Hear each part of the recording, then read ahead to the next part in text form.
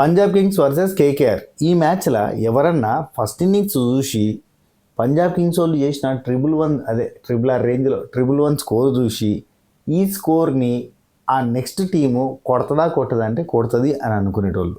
Even second ఇన్నింగ్స్లో KKR వాళ్ళు batting start చేసినాక పవర్ ప్లే అయిపోయే లోపు 2 వికెట్లు పడ్డాయి. కానీ అక్కడ అజింక్య రహానే స్టాండ్ అయిన విధానము, అటు దిక్కు మన అంగీకరిష్ రఘువంశీ మనోడు స్టాండ్ అయిన విధానం చూసి 7th ఓవర్ స్టార్ట్ అయ్యే టైంకి చూసినా కానీ అప్పటికే 7 ఓవర్స్కి 62 స్కోర్ అయిపోయింది.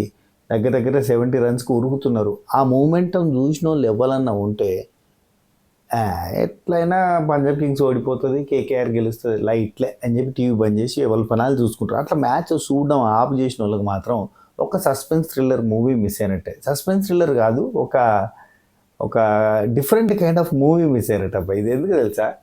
సస్పెన్స్ థ్రిల్లర్ అనవు, ఇది 72 రన్స్ దగ్గర నుంచి మొదలైంది. యుజ్వేంద్ర చాహల్ మొదలుపెట్టాడు అఫట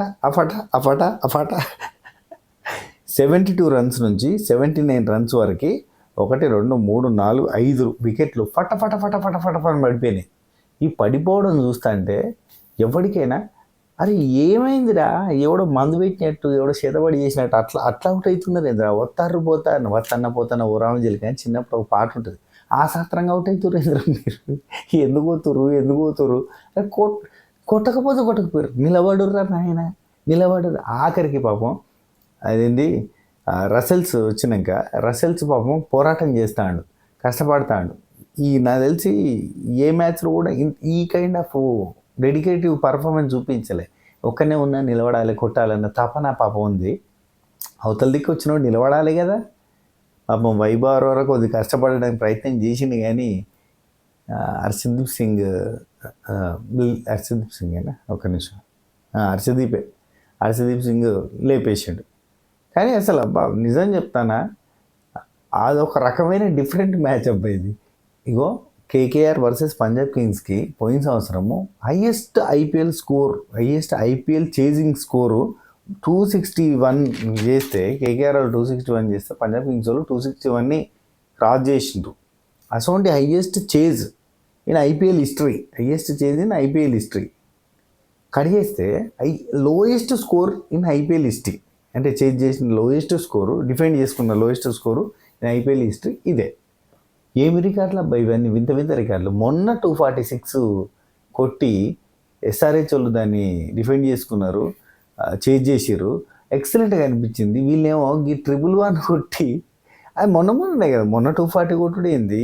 బ్యాటింగ్ ఆర్డర్ బ్యాటింగ్లో చూడు, ప్రియాంశ్ ఆర్య ఎట్లా ఆడతాడు, ఖతర్నాక్ ఆడతాడు, మనకు తెలిసిందే.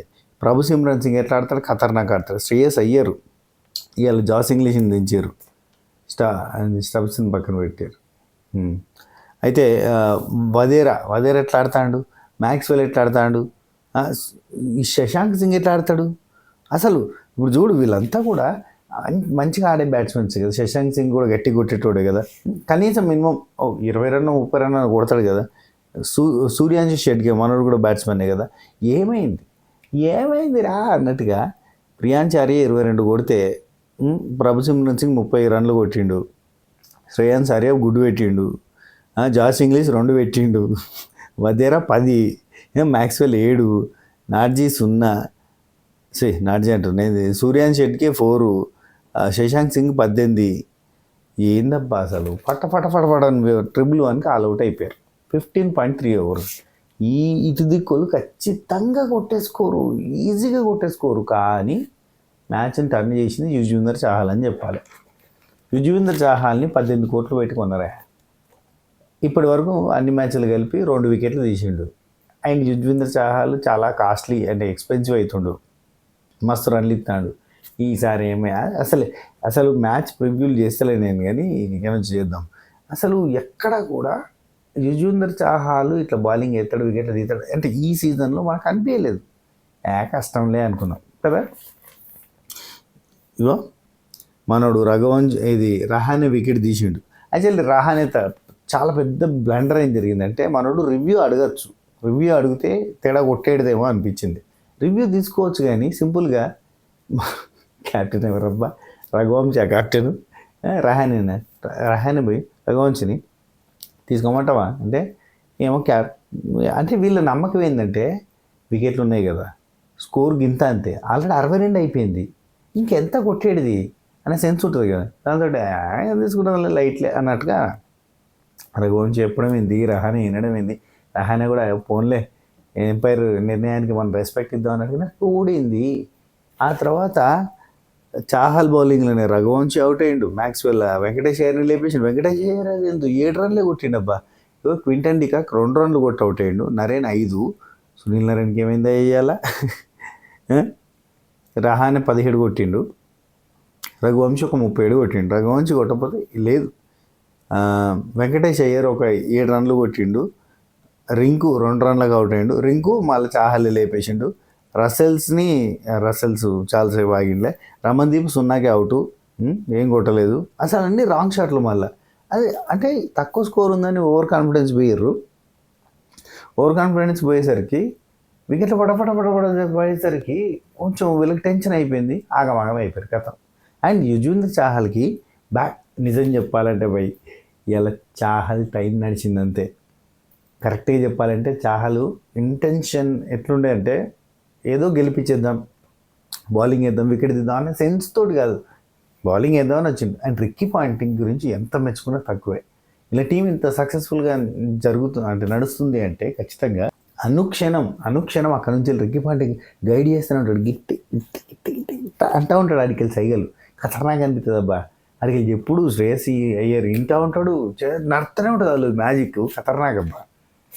సో వెంకటేష్ అయ్యర్ కొడుతున్నాడు, ఆయన కొట్టలేదు. మ్యాక్స్వెల్ బౌలింగ్లో 7 రన్లకు అవుట్ అయ్యాడు. రమన్దీప్ అయితే అంతా రాంగ్ షాట్స్ ఆడుకుంటూ అవుట్ అవుతా పోయారు. హర్షిత్ రాణా 3 రన్లు కొట్టే, వైభవ్ అరోరా 0. పాపం అంతా డిఫెండ్ చేసుకుంటే ఫట్ ఇంత రసెల్స్ కొడతాడంటే రసెల్స్కి అప్పటికే ఒక లైఫ్ వచ్చినట్టు అయిపోయింది. కానీ నిజం చెప్పాలంటే చాహల్ బాగా చేసింది బౌలింగ్ అని చెప్పుకోవాలి. రసెల్ని జాన్సన్ మన తెలుగు వాళ్ళేమో జెన్సన్ అని రాస్తారు, మార్కో జాన్సన్ ఉన్నాడుగా, మనోళ్ళు లేపేసిండు. కానీ ఒక ట్విస్ట్ ఏందండి, ఇప్పుడు ఇడిదిక్కు హర్షిత్ రాణా ఖతర్నాక్ బౌలింగ్ వేసిండబ్బా, అడిదిక్కు మన చాహలు జాన్సన్ ఇద్దరు కూడా ఖతర్నాక్ బౌలింగ్ వేసారు. హర్షిత్ రాణా బౌలింగ్ వేయడం ఏంది, రమన్దీప్ క్యాచ్ పెట్టడం, వరుసగా back to back Harshit Rana bowling, Ramandeep catch, hattrick. ఖతర్నాక్ కాంబినేషన్ అనిపించింది వీళ్ళిద్దరిది. మీకు కూడా నచ్చే ఉండొచ్చు. నేను అనుకున్న మన ఎవరు ఈయనకి రమన్దీప్ సింగ్కి వస్తుంది కావచ్చు, ఏది మన మ్యాన్ ఆఫ్ ది మ్యాచ్ అన్న సెన్స్లో అనిపించింది. యుజ్వేంద్ర చాహల్ 4వ వికెట్ పడకంటే ముందు, ఎందుకంటే హర్షిత్ రాణా కూడా 3 వికెట్లే కదా. సో బ్యాక్ టు బ్యాక్ ఫీల్డింగ్లో క్యాచెస్ అదంతా కూడా బాగా చేసిందని నా ఫీలింగ్ వచ్చింది. కానీ యుజ్వేంద్ర చాహల్ 4 వికెట్లు తీసాడు. అసలు మ్యాచ్ టర్నింగ్ అంతా కూడా అజింక్య రహానే వికెట్ తోటే అయిపోయింది. అండ్ వీళ్ళ టీం అంతా కూడా అజింక్య రహానే మీదనే ఆధారపడుతుందా అన్న సెన్స్ వస్తుందబ్బా. అంటే అజింక్య రహానే బాగా ఆడితే బాగుంటుంది మనోడు స్టాండ్ అయితే. వెంకటేష్ అయ్యర్ మొన్నటిసారి భలే ఆడిండు. రఘువంశీ మాత్రం నమ్మకం అబ్బా, మినిమం గ్యారంటీ ఉన్నాడు. రఘువంశీ లాగా ఇంకొకరు స్టాండ్ అయితే కానీ వీళ్ళ టీంలో గట్టి. డికాక్, నరేన్ మొన్నటిసారి నరేన్ ఖతర్నాక్ ఆడిండు అనుకోరి, అంతే అబ్బా. ఒక మ్యాచ్లో వీళ్ళు ఇట్లా ఆడతారు, ఒక మ్యాచ్లో వాళ్ళు అట్లా ఆడతారు, ఎప్పుడు ఇట్నే జరుగుతుంది అనుకోరు. కానీ ఇట్లాంటి వండర్ఫుల్ లో స్కోరింగ్ మ్యాచ్, అఫ్కోర్స్ లో స్కోరింగ్ మ్యాచెస్ ఎప్పుడు ఇంట్రెస్టింగ్ ఉంటాయి అని అంటాం కదా, దానిలో ఇది స్పెషల్ అని చెప్పాలి. ఎందుకంటే అన్నిటికంటే లో స్కోరింగ్ కాబట్టి దానిలో గెలవడం అనేది ఒక అద్భుతం. And very nice efforts from Punjab Kings. First ఆశలు వదిలేసుకున్నారు, శ్రేయస్ అయ్యర్ ముఖం చూస్తుంటే ఆశలు వదిలేసినట్టు అనిపించింది. ఎందుకంటే బ్యాక్ టు బ్యాక్ అయిపోయింది అనుకున్నారు. అదేందో యుజ్వేంద్ర చాహల్ బౌలింగ్లో ఒక మ్యాజిక్ జరిగింది. ఆయనకు పెట్టిన 18 కోట్లకి న్యాయం చేసిండు, అండ్ బ్యాక్ టు బ్యాక్ వికెట్లు తీసిండు. దాంతో మొత్తం ఎట్లా అయిపోయిందంటే మూమెంట్ అట్లా ప్రీతి జెండా ఆడికెళ్ళి దరిదాటి బురకలు వేసే నదికైనా తెలిసిందా అని ఎగిరేటట్టుగా అయింది. లేకపోతే అసలు అయిపోయింది, ఇక మాడమోహం వేసుకొని కూర్చున్నారు అందరూ. మొన్న ఎస్ఆర్హెచ్ తోటి జరిగినప్పుడే మొత్తం అదైపోయారు కదా, ఇప్పుడు ఇంకా దారుణం. అప్పుడంటే అభిషేక్ శర్మ నడిపించేసిండు అనుకోరి. 62 రన్స్ వరకు అసలు గెలుస్తామన్న ఆశ లేదు. 62 రన్స్ తర్వాత అజింక్య రహానే వికెట్ తోటి గెలుస్తామన్న చిన్న చిగురాశలు వచ్చినాయి. 72 రన్స్కి మొదలైంది గెలుపు. శంకారాము ఢంకా మోత మొదలైందంటే దడలాడిచ్చారు. ఆ 5 వికెట్లు బ్యాక్ టు బ్యాక్ పడిపోవడము, ఆల్రెడీ 3 వికెట్లు పోవడము, ఇవి 5 వికెట్లు. ఆ తర్వాత రసెల్స్ వచ్చి పోరాటం చేసి ఏం చేస్తారు చెప్పు, 95 కాడికి గుంజుకొచ్చినాయి మొత్తానికైతే. 95కి అవుట్, ఇంకేముందంతే. 95కి అది 15.1 ఓవర్లో ఖతం చేసారు. అంటే వీళ్ళకంటే 2 బాల్స్ ఉండగానే ఖతం చేసారు. భలే కట్టడి చేసారు అనిపించింది. గెలుపు సంబరాలు ప్రీతి జింటా అండ్ పంజాబ్ కింగ్స్ వశమైనాయి, అది ముచ్చట. కానీ మొన్న ఎస్ఆర్హెచ్ మ్యాచ్ హైలైట్ అవ్వ. ఇటు మారన్ ఆమె ఉంది కదా ఎస్ఆర్హెచ్ ఓనరు, ఇటు దిక్కు ప్రీతి జింటా, ఇద్దరు ఆడోళ్ళని. మామూలుగా అయితే ఏంటంటే మ్యాచ్లో మన ఐపీఎల్ కెమెరామ్యాన్ ఏం చేస్తారంటే ఎవరు బ్యూటిఫుల్గా ఉన్నారు, ఎవరు ఇట్లా విసికేటోళ్ళు ఉన్నారు వాళ్ళ ఎన్నిటి ఇట్లా చూపిస్తూ ఉంటాడు, ఎగిరేటోళ్ళని దుంకేటోళ్ళని అమ్మాయిల్ని, ఎవరైనా చాలా అందంగా ఉన్న అమ్మాయిల్ని ఫోకస్ చేయడానికి ట్రై చేస్తారు కదా.